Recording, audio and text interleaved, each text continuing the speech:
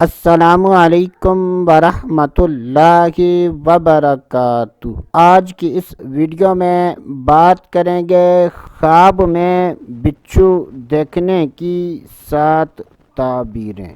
جب بھی خوابوں کی تعبیر بیان کی جائے اور اس میں مرد و عورت میں سے کسی کا ذکر نہ ہو تو اس سے مراد مرد و عورت دونوں ہیں۔ حضرت سیدنا ابن سیرین رحمۃ اللہ تعالی علیہ نے ارشاد فرمایا کہ اگر کوئی خواب میں اپنے ہاتھ میں بچھو دیکھے تو یہ اس بات کی دلیل ہے کہ خواب دیکھنے والا لوگوں کی پیٹھ کے پیچھے باتیں کرے گا اور ایسا آدمی لوگوں کو آپس میں لڑوائے گا۔ اگر کوئی خواب میں اپنے کپڑوں میں بچھو دیکھے تو یہ اس بات کی دلیل ہے کہ اس کے اہل خانہ میں سے کوئی ایک فرد خواب دیکھنے والے کا دشمن ہے۔ حضرت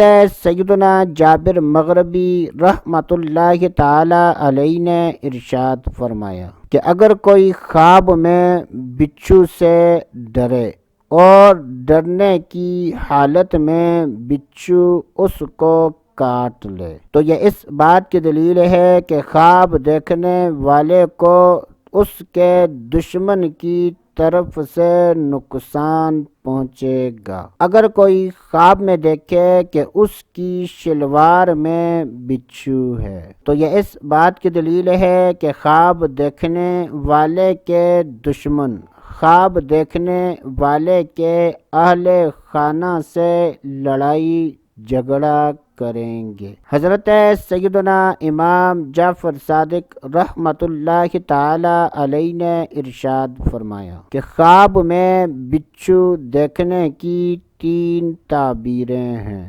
دشمن، حاسد اور عیب چینی کرنے والا۔ اللہ عز و جل سے دعا ہے کہ اللہ عز و جل ہمیں اچھے خواب دیکھنے اور برے خوابوں سے بچنے کی توفیق عطا فرمائے۔ تو دوستو ابھی کے لیے اتنا ہی، اگلی ویڈیو تک اجازت، اللہ حافظ۔